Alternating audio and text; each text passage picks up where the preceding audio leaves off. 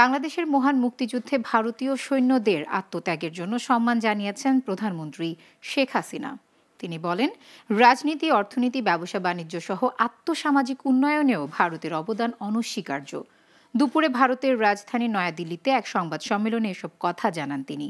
এ সময় ভারতের প্রধানমন্ত্রী নরেন্দ্র মোদী বলেন, green partnership, digital partnership, blue economy সহ বিভিন্ন বিষয়ে আগামীতেও বাংলাদেশের সাথে কাজ করবে ভারত।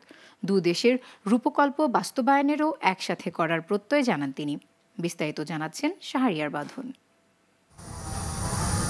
ভারত সরকারের আমন্ত্রণে ভারতের রাজধানী নয়াদিল্লিতে পৌঁছান প্রধানমন্ত্রী শেখ হাসিনা।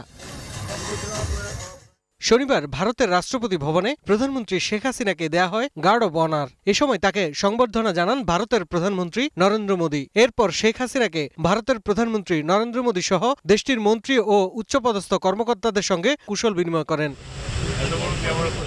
পরে নয়াদিল্লির হায়দরাবাদ হাউজে নরেন্দ্র মোদীর সাথে দ্বিপাক্ষিক বৈঠকে বসেন প্রধানমন্ত্রী শেখ হাসিনা। বৈঠকে বেশ কয়েকটি চুক্তি ও সমঝোতা স্মারক সই হয় আর নবায়ন হয় কিছু চুক্তি। সবশেষে উভয় দেশের সরকার প্রধান অংশ নেন এক প্রেস ব্রিফিংয়ে।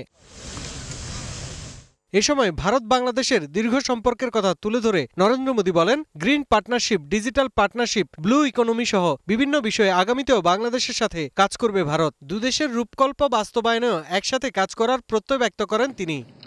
इंडियन ओशन क्षेत्र के लिए हमारी विजन समान है। इंडो पैसिफिक ओशन इनिशिएटिव्स में शामिल होने के लिए बांग्लादेश के निर्णय का हम स्वागत करते हैं।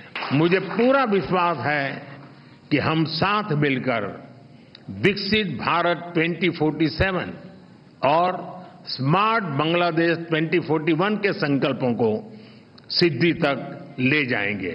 স্বাধীনতা যুদ্ধে ভারতের অবদানের কথা উল্লেখ করে প্রধানমন্ত্রী শেখ হাসিনা ভারতীয় সৈন্যদের আত্মত্যাগের প্রতি সম্মান জানান। তাদের প্রতি আমার শ্রদ্ধা জানাচ্ছি, আর সেই সাথে সাথে বাংলাদেশের মুক্তিযোদ্ধাদের সাথে একই সাথে রক্ত ঢেলে দিয়ে আমাদের বিজয়কে ত্বরান্বিত করেছিল, তাদের কথা আমরা চিরদিন শ্রদ্ধার সাথে স্মরণ করি।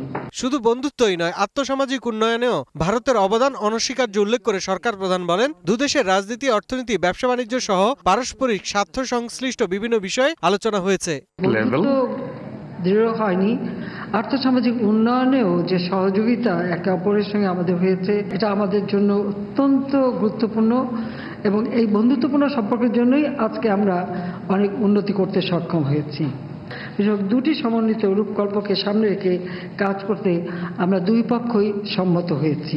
বিশ্বের বিভিন্ন দেশের বৈরী সম্পর্কের মাঝেও ভারত বাংলাদেশ সুসম্পর্ক ধরে রেখে আগামীতেও একসাথে চলার প্রত্যয় জানান Sheikh Hasina. Please be seated. Shahriar বাঁধন, গ্লোবাল টেলিভিশন।